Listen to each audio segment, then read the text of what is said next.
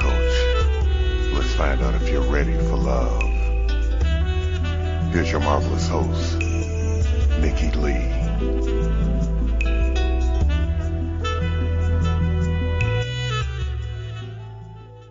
Hello, and welcome to Ready for Love Radio. This is your host and love coach, Nikki Lee. Now, diversity. Diversity is something that I know I don't understand nearly as well as I would like to. And I don't think I'm the only person that, should I say, is a little bit confused by this. And Susan and I have been working on a chapter for the book, Am I Normal If?, about diversity. And she suggested this, and I was like, oh, crap, I don't understand this at all. So I didn't tell her that up front, but eventually I told her, I said, I'm not qualified to write this chapter. So, and she thanked me for telling her, which was a relief because I thought she might fuss at me about that. And so she's laughing at me.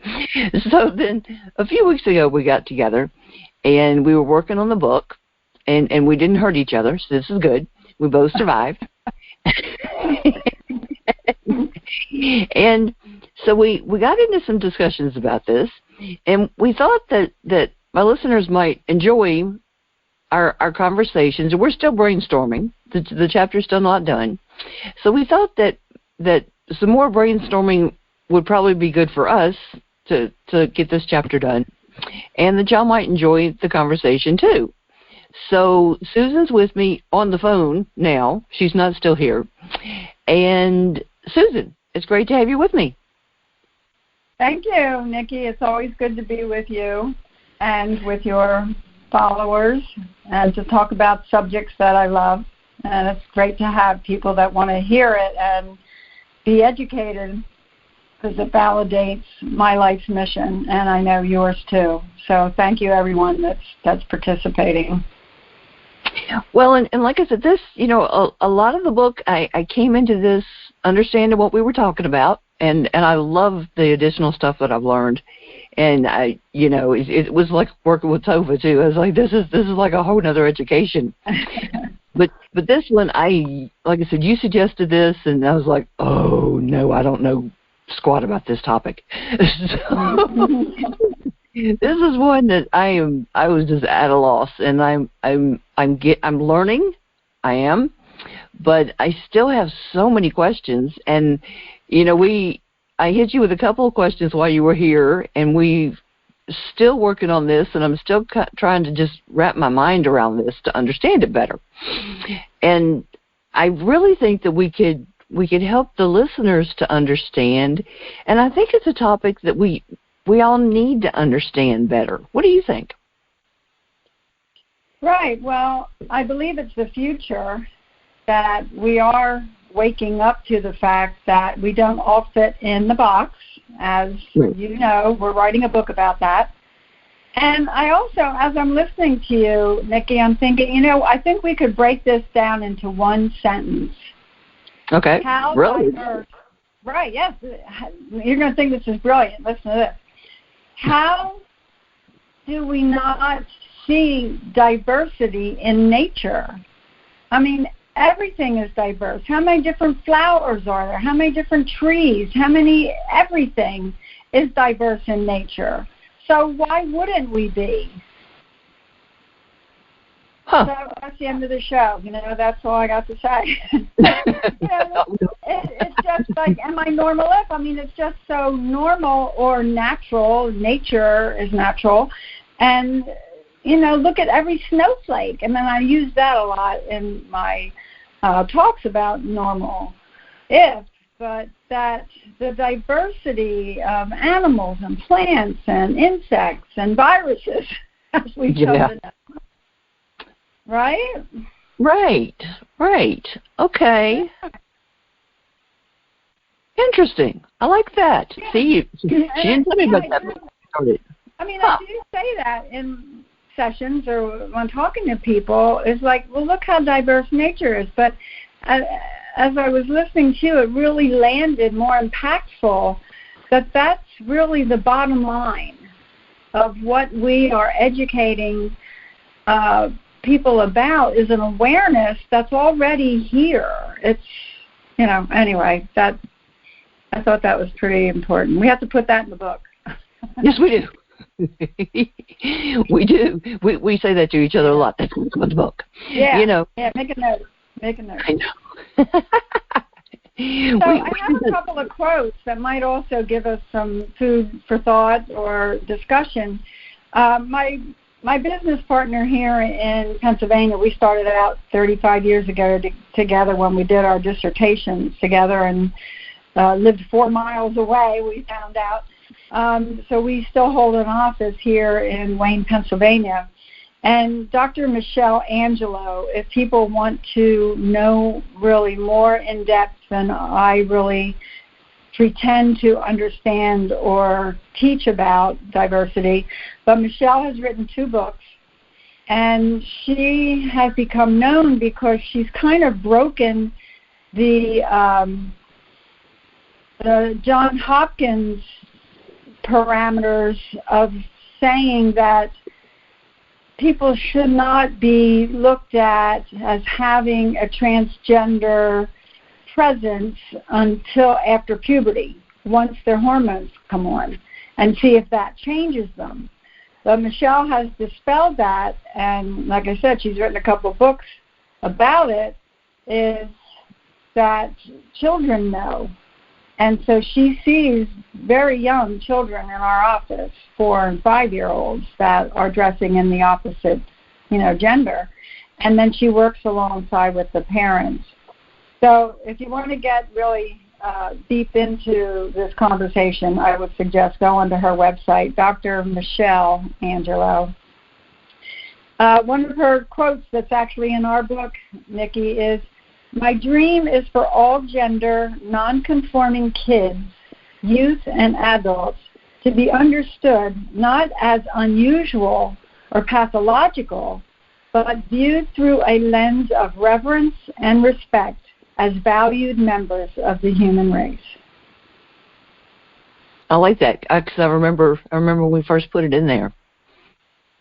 Well, I remember as a kid, because I'm totally tomboy. I always have been, and I remember there was a day I went shopping with my one of my grandmothers, and she was determined to buy me a dress, right?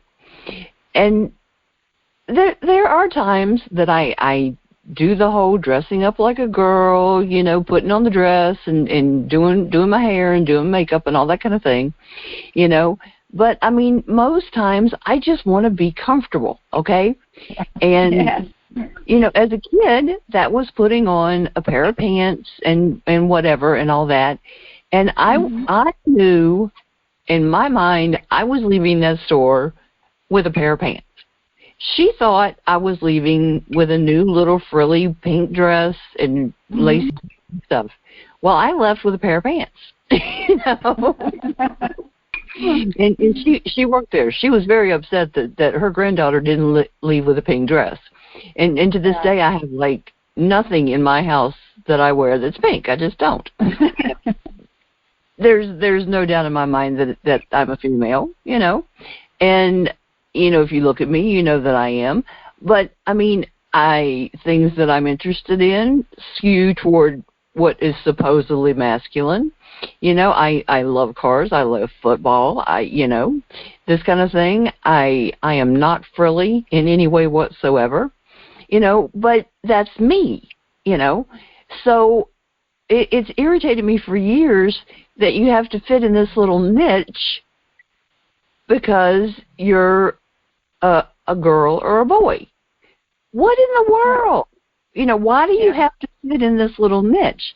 And I even now have issues with labels of any kind because, a label, I don't know of any label that I fit under other than human, I just, right, exactly. Because a label is just way too broad, And that's, even with my writing doesn't fit under a genre. It just doesn't, unless it's fiction or nonfiction. Now that I fit under, but even fit under like 5 or 6 different categories, just because that's how I write. I don't stick under one little kind of thing, you know. But trying to make us fit under one specific thing, I've always thought that's crazy. It doesn't work. But just my opinion. Well, it's for the security of everyone else. You know, if we have a struggle with, if you're not like me, then I don't connect to you. You know, we deal with this with race, with religions, with you're from France, I'm from here, we're different, like aliens on the planet. It's like we have a hard time allowing diversity. And that we are all different. You know, we think because we're born here, we're the greatest and the best, and France thinks they're the greatest and the best. And, you know, it just sets us up for the mess we're in, right? Globally and locally. I'm proud of my background and my heritage and that kind of thing, but I want to learn and know about other people and other things and other cultures. You know, so you can be both. You can be proud of yourself, but you can also be curious and interested in other people. I don't understand why people can't do that. You know what I'm trying to say? Well, it's fear-based, yeah. It's fear-based that they don't understand you or know you. And I'm actually looking at a quote, another one of our quotes from Alfred Kinsey that I think is appropriate here. And if you don't know who Alfred Kinsey is, you really should look him up, because he came up with the scale, the Kinsey scale, from 0 to 6 to have some kind of visual on where people are in their orientations. Right? 0 being complete hetero, 6 being complete gay, lesbian. And back then they were the only terms we had in 1948. And he said that what he found through his Kinsey studies of over 5,000 people, and he lost his job for it at, I forget the university where he was, for proving that people are doing more things and are identifying in not just straight hetero or heteronormative, as they call it, that there's many variations inside that Kinsey scale. But what he says here that I pulled for us on diversity chapter is, males do not represent 2 discrete populations, heterosexual and homosexual. The world is not to be divided into sheep and goats, and not all things are black, nor all things white. It is a fundamental of taxonomy that nature rarely deals with discrete categories. Only the human mind invents categories and tries to force facts into separated pigeonholes. The living world is a continuum in each and every one of its aspects. The sooner we learn this concerning human sexual behavior, the sooner we shall reach a sound understanding of the realities of sex. There you go. Isn't that gorgeous? Well, and that fits every part of our lives. I mean, you know, well, and, you know, honestly, this is just my thought, but we would be so much better off physically, mentally, and emotionally and sexually if we got that. Mm-hmm. You know? None of us... Maybe we wouldn't have to kill each other if we don't look the same, or we don't worship the same supreme being, or, you know, it's so many aspects of our humanity, or lack of, that is wrapped up in this. Yep. Well, how I started down this road for the book, actually, was while I was teaching a local community college back in 2000. And it was just then that the gay-lesbian conversation or question was out there, like in the news, and people were, you know, studying it, doctors, you know, the whole thing, like studying this like it's, you know, some kind of disease. But they actually came to asked me, the students, they wanted to know, is it nature, like the way you're born, or is it nurturing, like how you grew up? Because these are the questions that the science world or the humanistic side of this question we're looking at. Is it because of an absentee father for a male that he grows up without? So I said, well, and I this is where Plain Damn You comes from. I was just led and guided. I picked up chalk. I was still writing on a chalkboard back then, but I picked up chalk and made a circle, and I made an upside-down peace sign. Or I guess it is the way the peace sign looks. You have two sides and the third on the bottom. I said, well, what if it's not either nature or nurture? Like over here is nature, the way you're born, an egg and a sperm get together, and you have no say over that. And you get the biology of your ancestors. I don't know, DNA, how far back, not sure. But you get something that you didn't ask for. That's a third of you. And the other third is your nurturing. How and where you brought up. Are you born in Africa? Are you born in Hollywood? Or are you born in the Valley? Again, you don't have any say over that, but you are enculturated, and that's kind of where you get also the hand down of your family's enculturation and teachings and trainings. And so the other third is just plain damn you. It's your snowflake. It's your fingerprint. It's your lessons that you came in to learn. And so in looking at what's the big picture, again, there's the diversity. But what the question has been, are you born with it, or are you made that way? Yeah, True. So that's where Plain Damn You came from, because, that's my third theory, is it's you're a little bit of each, your nature, your nurture, but, we want to grow you up into Maslow's self-actualized adult, to be the you with you and the gifts that you brought to the planet. Well, it's a combination of all those things that makes us, Mhm. Mhm. Well, that's just like, two people can grow up in the very same household and be very different people when they become adults. Exactly. My brother and I are very, very good examples of that. It's how each person comes out of that situation. Mm-hmm. But it's interesting, Yeah, and I know today we hear folks using the term them and those, like non-gender.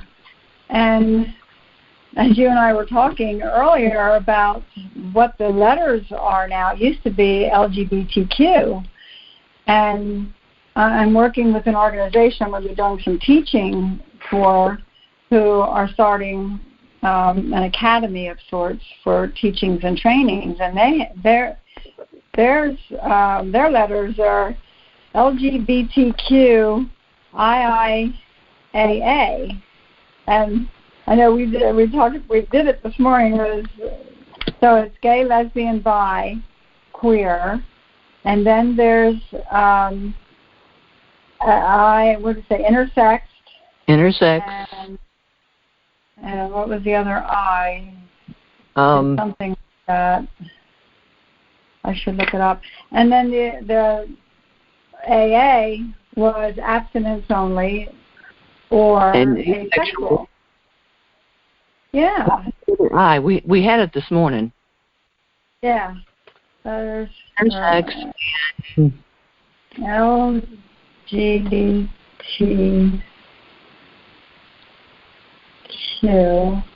IIAA. Yeah, see, we remember the A's.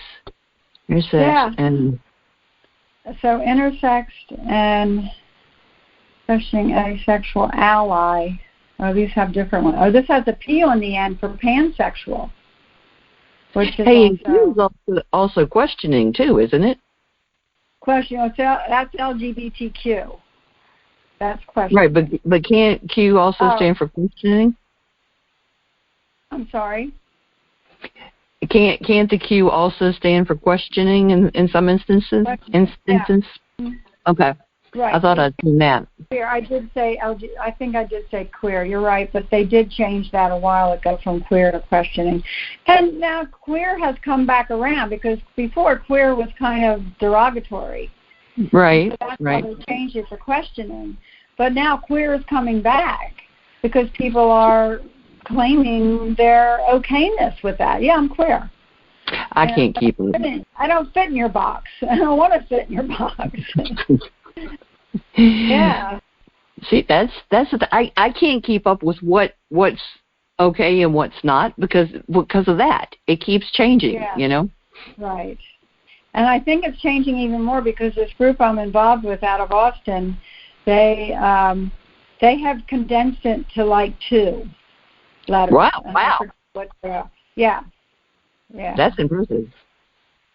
So we have transgender, LGBTQ, questioning, there's questioning, intersex, asexual, and ally. A is ally, but I have it as abstinence and asexual. There's another I.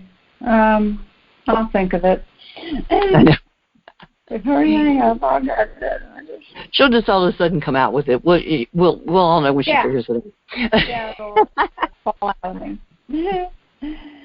So now diversity, there was a thing that I found that said that diversity can also be, it's about empowering people by respecting and appreciating what makes them different in terms of age, gender, ethnicity, religion, disability, sexual orientation, education, and national origin. So, I mean, for purposes of the book, it's going to be more about gender and sexuality. But honestly, diversity can be all aspects of our life. Mm-hmm. It should be. Yeah, it should. You know, and the thing is, if you look at whether it's bullying, if it's cancel culture, if it's any of these kind of things, people do expect other people to fall in line with what they consider, quote unquote, normal. You know, and it's ridiculous to expect everybody to be the same. How boring would the world be if everybody was the same? Right. Imagine if all the flowers and all the trees were the same. It's exactly. It goes back to nature again. Exactly. I like variety. I like seeing, going down the road and seeing different things. Right. Wow. But again, I think it just goes back to fear. Like, if you're not like me, then I don't know how to understand you or relate to you. Or it's why they say, that going to college expands our understanding of diversity and acceptance of other various kinds of people. Travel is another way to expand your understanding and acceptance of people outside of, just who you grew up with in your neighborhood, and you think the rest of the world is like this. Well, we're a little bit better here in 2020, but, when you and I grew up, how many people, it was a big deal if you got on a plane and went to Paris. So, But it depends on the attitude that you take with you to do those things.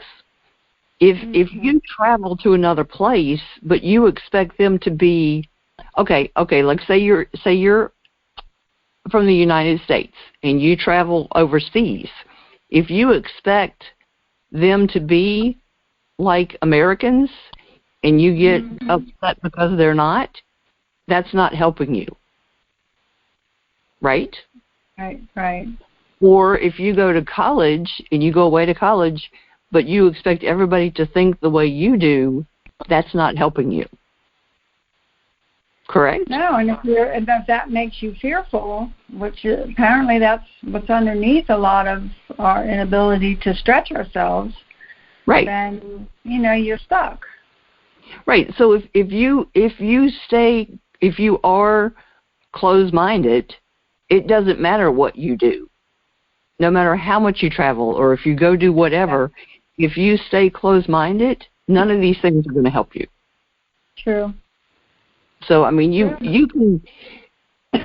could stay in a small town, but if you're open-minded and open to learning and that kind of thing, you're going to, what am I trying to say? I had the thought and it's gone. But I think the mentality that you bring to it makes a huge difference. You know, I've known people that travel and do all this kind of stuff and go to college, but they are very close-minded and expect everybody to think like them. And it didn't have the impact it could have had if they had opened their mind and tried to reach out to people and tried to learn about other people and tried to accept people. But they were very judgmental, they were very close-minded, and nothing was accomplished by it. I mean, they had a lot of cool, travel pictures, but, which, I mean, kind of cool, but, they didn't actually learn anything from it because they didn't put any effort into it. All right. You know what I'm trying to say? Yeah. No, I mean, I know, because I think, again, it's, if you stick your toe in the water and it gets scary, then they pull back and then they say, "Oh, it doesn't work for me." I see that in many aspects of our growth. You have to not only just stick your toe in the water. I mean, it is a start, but you have to really be open-minded and open-hearted, especially where our humanity lies. Very true. You got to put yourself into it, literally. All right, now part of this chapter, and it's a rough draft at this point, that I found absolutely fascinating. And I don't want to completely confuse the listeners, but I think we can kind of get into this at least a little bit and just kind of pique their interest, was about chromosomes. And this... We all learned about a little bit of this in school, but this is the study of this has grown exponentially since anything I learned in school, which of course was definitely a while ago. And let me kind of preface this with what I was saying to you before we got on the phone. It kind of, I find it interesting that so many people have to stay up with like the latest phone and the latest tablet and the latest computers and the latest game system and all this kind of stuff. But we got to have the latest techie stuff, right? We got to have all that. Right. But we don't acknowledge that science, as far as like what we're learning, what science is learning about the body, even, because I mean we all have a body, so I want to know what they're learning about bodies, okay, and like the mind, and especially like the things that I have going wrong with my body. I want to know what they're learning, right? But I don't think we keep up with that nearly as much as we keep up with the technology. And keeping up with what they're learning about the human body is a whole lot more important than the latest phone. It just is, And like, I really didn't keep up with it until things started going really, really wrong with my body. So I'm very much at fault about this before the last 5 or 6 years. But tell us, in a way that doesn't completely confuse all of us, about this stuff about the chromosomes, because I remember the X and Y chromosomes. I remember that vividly. I don't remember what year, but I remember that. But there's a whole lot of funky chromosome stuff going on that they're discovering that I don't remember any of that advanced stuff. Because there was like the X chromosome and the Y chromosome, and one of them determines if you're a girl and one determines if you're a boy. That's about as far as I remember. But there's all kinds of funky stuff in here. I'm like, what in the world is all this stuff? And I can't keep up either, as you and I talked about. I don't teach college courses on this anymore, so I don't keep up with it. But yeah, but you're leagues ahead with this. What's that? You're leagues ahead of this with me, though. Well, and I feel, as I said, I am behind in how many sex chromosomes or chromosomes we now know. Back when I was teaching, there was just the XXXY that people knew. And then when I delved into it, or my teachers, Bill Staten, probably I heard him say that there's 32 combinations. Oh, wow. Of the X. Yeah.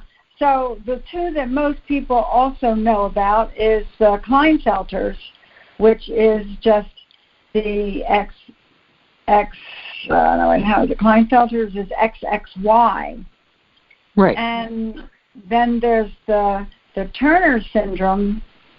Let's see if I have that one. Has no X chromosome. Has only one Y chromosome, and then just a blank, like they draw a line. And so the Klinefelters are more male that have it, and they're very aggressive males. As you and I were talking, a lot of them end up in jail. Okay. In fact, they have discovered that a lot of people that are in jail have a real anomaly inside their chromosomic patterns. And so, it's just something of interest that I don't know how much it's been studied. I've not heard any more about it. It's probably out there in the sex research journals and publications, which the public doesn't have access to.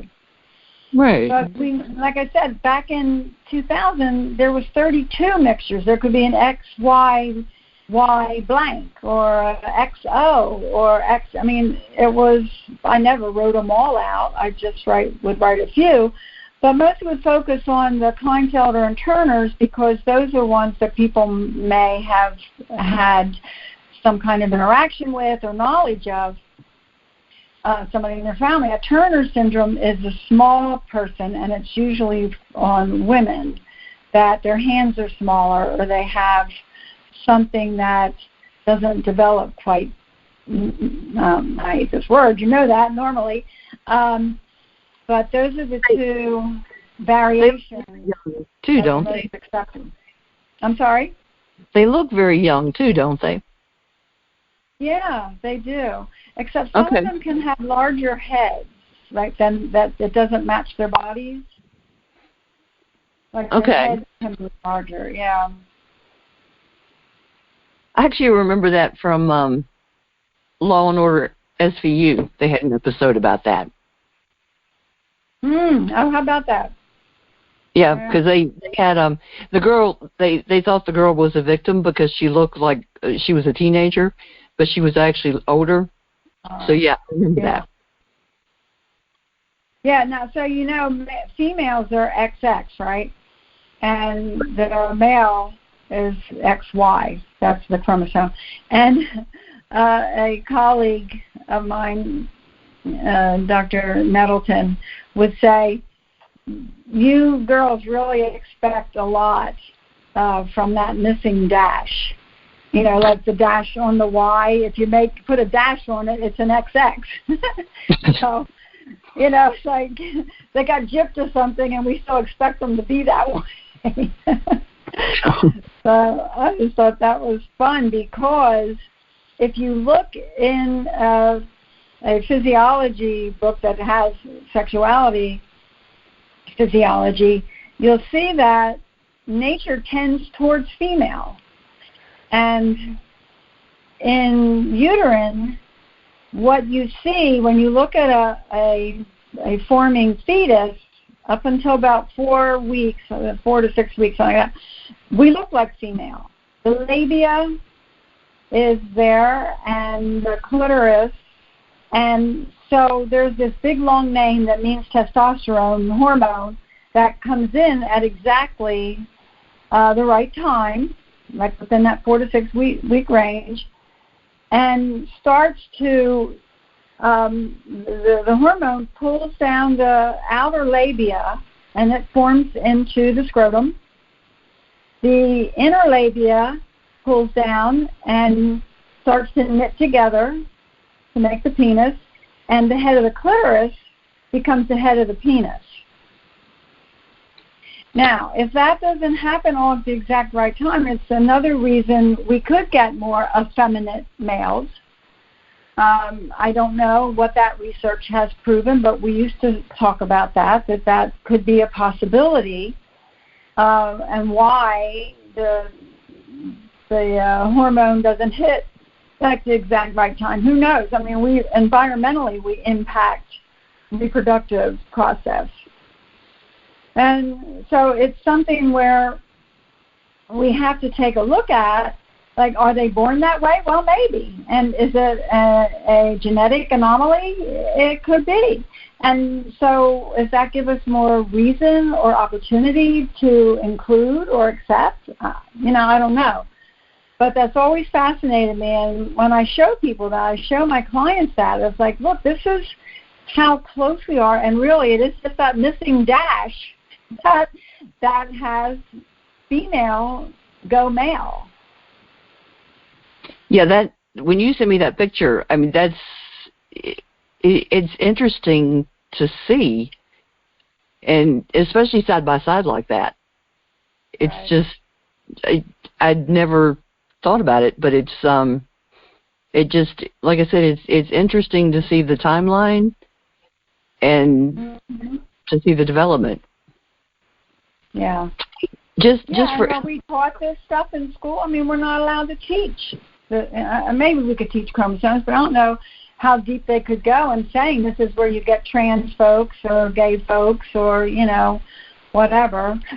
But there's not a lot of emphasis on how this could be disrupted and be an act of God, if you will, or nature.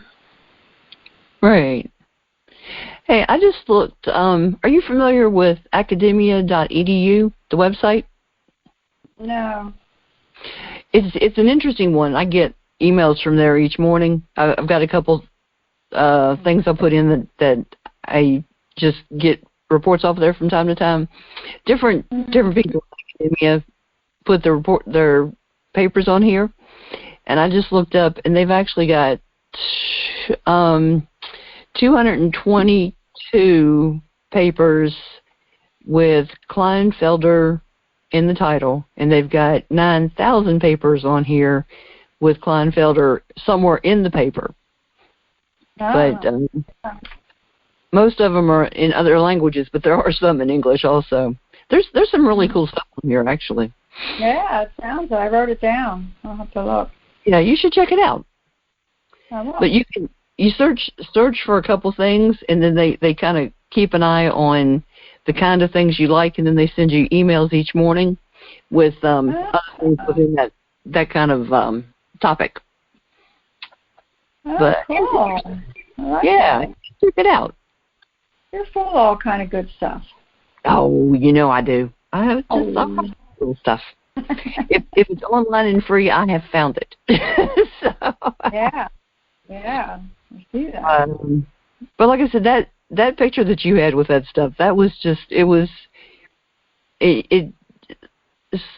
hearing things are one thing, but I mean, it's that whole a picture's worth 1,000 words kind of thing, Mm-hmm. Mm-hmm. But then the little arrows telling you, this and this and this is what this becomes, and it was interesting. It was. Yeah, and maybe if we were taught these things in school, we would be a little bit more open-minded about diversity. I mean, nature isn't, just being nature outside; it's being nature inside too, and it leans towards diversity. Yeah. And we've had it in all the ancient tribal indigenous people. There's always been the gay, lesbian, and trans, the Kordoshka that the Native Americans honored, and if they had like both sexes or were physically looking like a man but were really feminine, maybe gay, maybe trans, they saw them as gods and goddesses because they had both properties of male-female. They were honored. True. Yeah.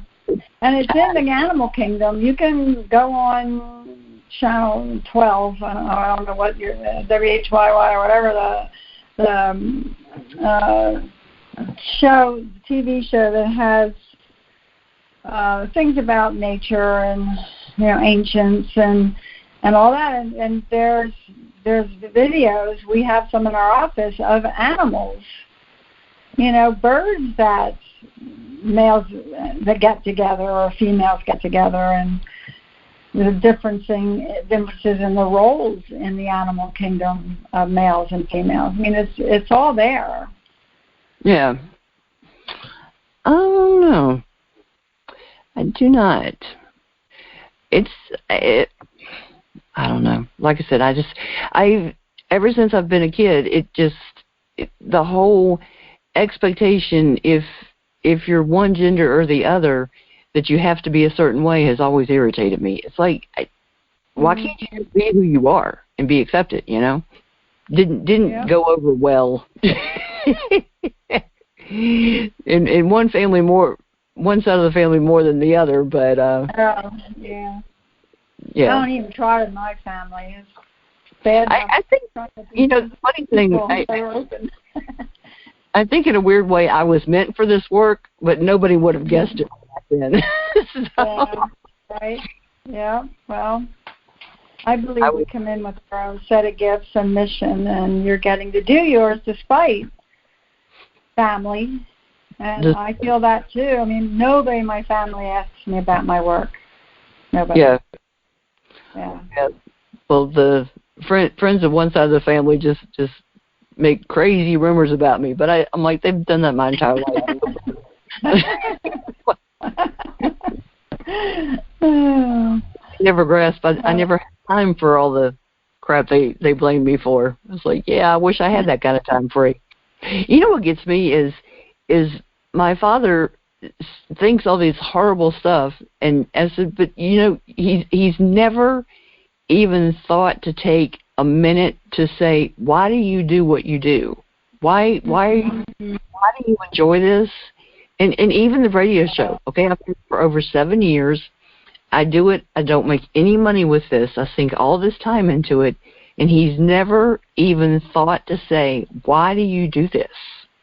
Wouldn't you think that would be a simple question that he might have thought to ask? But it's a simple question, but very complex for him. Yeah.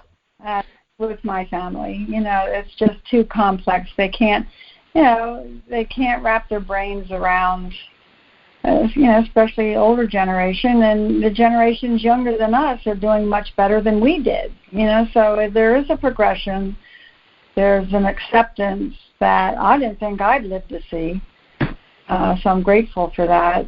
And I think there's a lot of potential and hope with our younger generation coming up, because they think nothing of having a gay friend or, a friend that dresses up in the other gender. I mean, they just don't see it like we did. And our parents, for sure, that was. I had a job where I worked with a guy that was very, very openly and very proud to be gay. And the last day I was working in the same store with him, I said, well, no, he was leaving. He was leaving the store. He was going to work somewhere else. And we were both getting off from our shift, and I said, okay, we're going to go somewhere, and we're going to sit down and talk, and you're going to make me understand this. I said, I don't understand. I was raised around, this is totally wrong. I said, okay, I want to understand, and we're not leaving until I do. Because we went somewhere that was open 24 hours a day. He goes, well, it's a good thing we're going somewhere that's open all night. Yeah. I said, so we're going to sit down, and we're going to get something to drink and something to eat, and we're not leaving until I understand. And he says, all right, let's do it. So, and we were still talking late when the store had closed that night, and a couple other people came by and dropped by and checked on us. But I just told him, I said, I want to understand, so come on, let's go. Yeah. Well, I wish we would all have that kind of inquisitive ability to feel safe in asking those questions. People, again, I just go back to fear. It's some kind of fear around differences and also around maybe I have something like that going on with me. And that's the one that really terrifies that I see with patients, clients, I don't use the word patients, clients that come in to me if they think they're gay just because they can't get an erection, with a woman. And they're just terrified, and it keeps them from coming into therapy till they're 50. Yeah. Right? So it's just such an underlying... It's the same with, people of color. There's a fear around black people with white people, and even black people with Latin people. I mean, and Chinese people. There's some kind of, back to that as we began speaking. If you don't look like me. Yeah. So there's just an underlying fear of not understanding, but not being willing to either. I never understood it. Do you have any recommendations or suggestions for people that may have concerns and just don't know what to do or how to... I don't really want to say confront. Well, what are some common concerns that people come in and talk to you about that people may be facing? In this conversation of diversity? Do what? In this conversation of diversity, what are the things that we hear about? Just some things that listeners may be thinking about that we might can help them. Well, there's the basic ones: gay, lesbian, trans. People with fetishes, I think, struggle sometimes even more now today than folks who are walking a different gender or orientation. Fetishes are really taboo in our culture. And they're huge. I mean, inside of, I know people that do foot fetish work for clients. It's huge. They pay $400 or $500 for somebody who'll wear a pair of socks around and she'll sell them on eBay. So the fetishes are hard because there's not a lot of access to have someone who will walk with you with a fetish. And they're really embarrassed or ashamed of the fetish. We had a guy that came in, I'll just tell you a quick fun story. This guy came in to Bill. When I was teaching with Bill Staten, I say his name a lot so y'all could look him up. He's 86 years old but still teaching, an amazing leader in the field. So this guy came in and he says to Bill, he wonders if it's okay that he masturbates to a picture of a white alligator. A white alligator? Okay. Yeah. So Bill says, do you have a picture of your alligator? So he does. He pulls it out of his wallet or pocket, and he's got a picture of this white alligator, and it doesn't look like anything different or, nothing else like an anomaly about this alligator. And Bill says, well, do you think of hurting yourself with the alligator or hurting the alligator? Because that's where we go is, do no harm or, cite no harm. And the guy says, no, I just, like to masturbate to it. And Bill said, I think you're fine. I think that's just who you are. And so the guy, one session, and that happens a lot. I just give people permission to be who they are, and all they need is one session. And they hear it from somebody with authority, sort of. And so years later, Bill saw that we had a white alligator at the Philadelphia Zoo. And often wondered if this guy was donated. They didn't say the name. That somehow he got the Philadelphia Zoo to go out and find an albino alligator. And I had no idea there was such a thing. Now, we don't know, like, how'd you get hooked in? Now, one theory about foot fetish is that because male babies are dragging their front around on the floor when they're learning how to crawl, and they might be getting stimulated or have sensation in the genitals, and they're seeing feet. Right. Or shoes. Right? Makes sense. So can they all be put back to someplace? No. And should they be? No. What's the difference? This is how I am, and I don't need to have, some kind of something that says I'm okay or proves that this is how it happened. It's just like, I'm not hurting me and I'm not hurting you. As long as they're not hurting anybody. Exactly. Or animals, like. Right. I don't like that one. I've seen some videos, some pretty rough stuff I had to watch when I went through school. But you have to, because if somebody comes in and says, I like to have sex with chickens, you can't go, you what? What do you mean you have sex with chickens? You can't do that. You go, really? Tell me more. Because I've seen the videos. I'm like, okay, I know what this is. So we had to watch some pretty rough stuff. Yeah. Well, that's, like I said, the whole part about not being judgmental to the clients actually was a huge thing for me, beneficial for me once I went through that part. And then I was like, if I can't be judgmental to other people, I got to stop being judgmental with myself, which was there you go. Message. Big message I needed to hear. So I was much better than being judgmental with other people. It was me that I needed to stop being judgmental with, and I'm not the only one that needs to hear that message. So that's why I share that story so often. So. Well, there you go. We're in a big boat. We're all different, and gracefully so. Exactly. Like I said, I like that people are different. Some are a little more different than others. Yeah. It's good.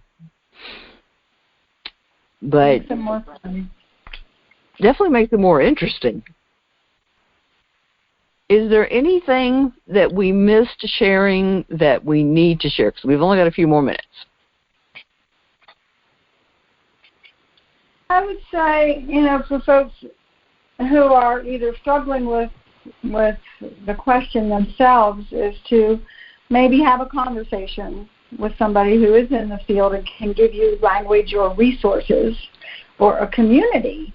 Get yourself into a community. Now everything is online. So I'm sure you can find people for support, and maybe a meetup group, or gatherings of people who are more like-minded. Are there any that you would recommend that are supportive? Body Electric is a really good group to be involved with. They started as gay. Kramer, what's his name? Dr. Kramer.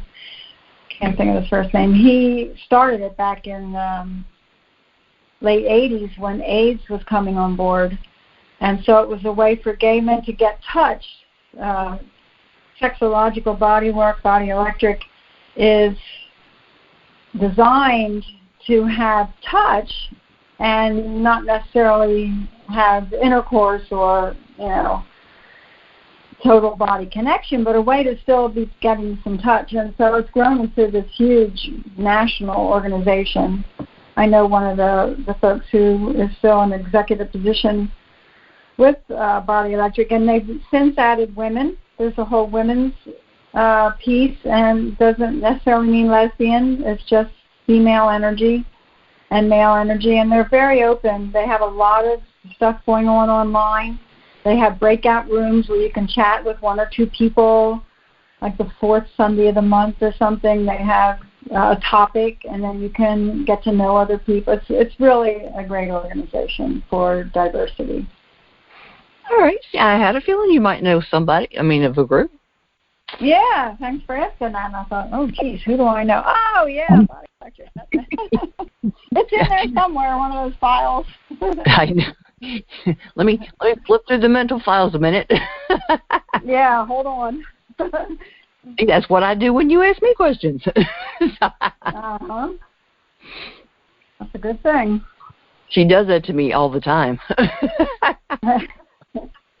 You're pretty quick, though. Yeah, well, you keep me on my toes.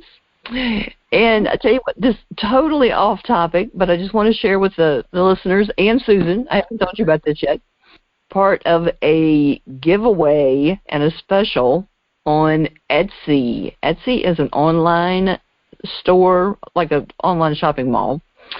And I've got 2 stores there, and I'm part of a holiday giveaway. It's called the Holiday Sparkle Event, and there's over 50 people or store owners that I'm doing this with. And if you go to www.theholidaysparkleevent.com, you will see all the information. You go there, and everybody that's participating, all 50, I think it's 52 store owners, have all of their stuff in the store. All the digital stuff is half price for the month of December. And we also have a free bundle of stuff that everybody that registers can have, and virtual gift baskets each week. So I just want to make sure everybody knows about that. So there's lots of free stuff and lots of half-price stuff.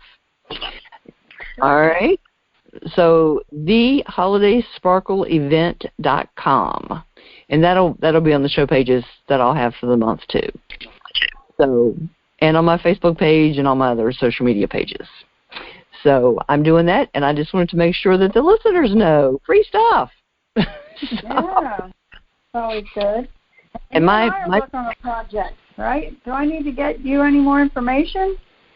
You do. I will let you know when my we're work done. Project. Yeah.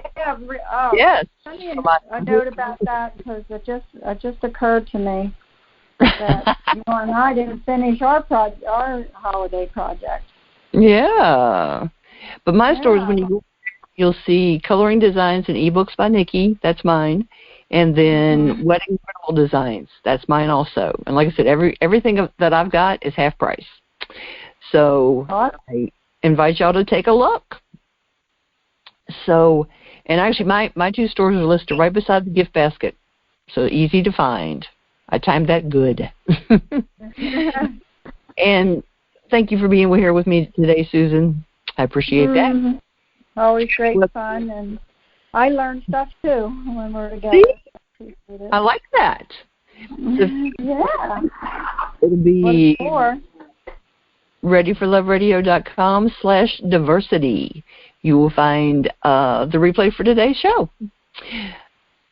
So thanks for being with me. And listeners, I'll be with you next time on Ready for Love Radio.